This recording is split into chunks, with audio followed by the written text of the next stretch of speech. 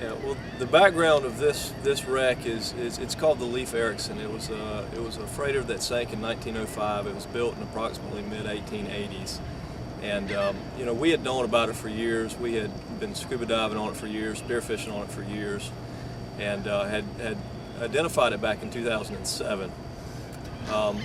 We realized that it wasn't anything to pursue monetarily for value because it was carrying sugar. But once we figured out that the pirate scrappers were interested in the wreck for the purpose of scrapping the metal that was on there, we decided to take action and get involved in the project so that we could save what was there for history's purposes. So we made a beeline to this particular wreck when we found out that they were interested in the wreck, and tied into it. And the most obvious thing that they would be interested, the pirate scrappers would be interested in, would be this particular screw, as we call it, or a large propeller that was on the wreck. We tied into it and lifted it late that night, last Tuesday. I guess that would have been 10 days ago or so. We tied into it and lifted it to the surface and brought it back here to Georgetown so that we could donate it to the Maritime Museum and preserve it for history. So the threat level was high, dealing with another vessel out on the high seas. When you're beyond state waters, there's really questionability or a question of what the jurisdiction is, and there's not a lot of policing going on the high seas. So when we realized that the pirate scrappers were interested in it, we knew there would be a threat level that they could retaliate. They could try to sink our vessel, or they could try to interfere with our salvage operation in some way. And when you're lifting a 25,000-pound propeller with winches, there's very little margin for error. So any kind of interference from them would have been very costly, if not deadly. So the tension levels were high, especially when they showed up. The tension levels were high. Thankfully, it was resolved peacefully. Yeah, the process was pretty tedious because of the weight of the propeller, but we took a boat lift, a portable boat lift, and we lifted it off of the barge that we used to pick up the propeller, and we put it on the ground right now for the purposes of preservation. The preservation process is fixing ready to get started, and we will have experts come in and work on the propeller and preparing it so that it can last forever, hopefully. Once it's prepared, once it's preserved, that will then go to the Maritime Museum. We'll probably have to put it on a very large flatbed trailer and move it down to the Maritime Museum. We'll have to clear the front street to do that, and then we'll have to have a crane waiting on us at the Maritime Museum to lift it off of the flatbed and to put it onto the Maritime Museum property. The reason why we had to get out there as quick as we did was because we had found out that another crew was basically going out to lift this propeller off of the shipwreck to have it melted down for scrap.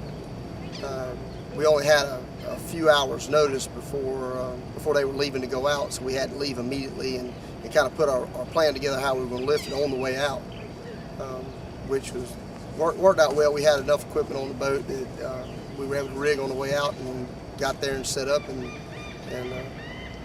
in just 2 short dives we were slung and ready to lift the prop off the boat. So it worked out really well.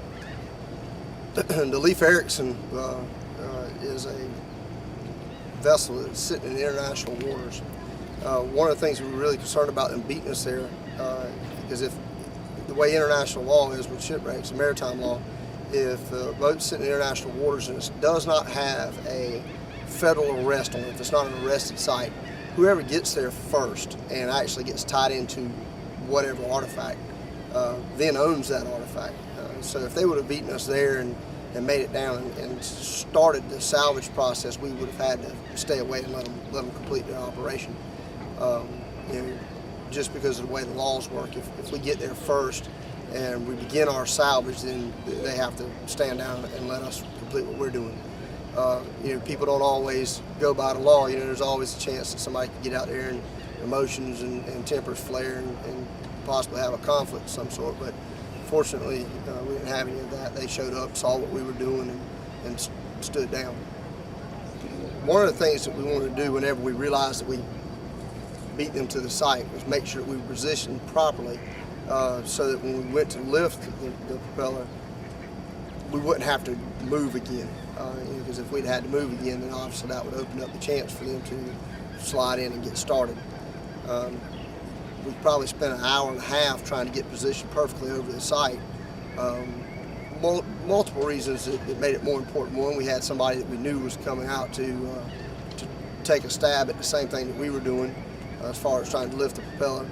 The other thing was we're working at night. We're trying to take some extremely heavy cables down and get them to the propeller and rig properly. And the more you have to swim around, the more you have to search around, the more time it takes, and the more dangerous it becomes. So, working in the middle of the night like that, trying to get the propeller rigged, it was crucial to be hyper accurate with our placement of our winches and our vessel. Like I was saying earlier, the reason why we needed to set up and dive that night and have the prop rigged is because the way the maritime laws work, if you've got a vessel that's sitting in international waters and it's not an arrested vessel, the way the laws work, whoever gets to it first and starts to do salvage of a particular piece of it, that person then owns it. So we had to get there first. We had to get rigged into the propeller so that we were in the process of actually salvaging that particular piece, or they could have come up and gotten started, and then we would have had to let them finish. So that was why the urgency and why we rigged. We set up that night and we rigged the prop that night and had it ready to lift that night, because at that point, technically they couldn't mess with it anymore. So we did that just to dot our I's and cross our T's as far as making sure they didn't have a window to slip in and get it to the scrap yard even after our efforts. The night dive that we made when we first got there, the very first night dive we made, Rich and I went down to do the initial cleanup and preparing to rig it. There was actually 2 night dives that we did there and had it rigged and ready to come up in just 2 dives. Were probably 2 of the most exciting dives I can remember. As a matter of fact, this whole 24-hour period was some of the most fun and excitement that I've had on the ocean in years. As we swam down to the vessel,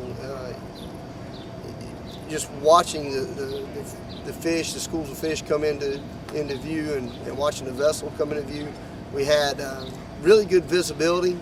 So what we aimed our lights at, obviously we could see fairly well, but everything around the beam of light, you're constantly wondering what might be poking its head into your field of vision. But as we got there and swam down the wreck and saw everything, it's completely different at night. Everybody says that diving is a whole new world, a whole different world. It is, and then diving at night is another world above and beyond that. There's so much that you see at night that you don't see in the daytime, and you would think it would be the opposite. You'd actually think you'd see less, and you actually see more. It was some neat dives.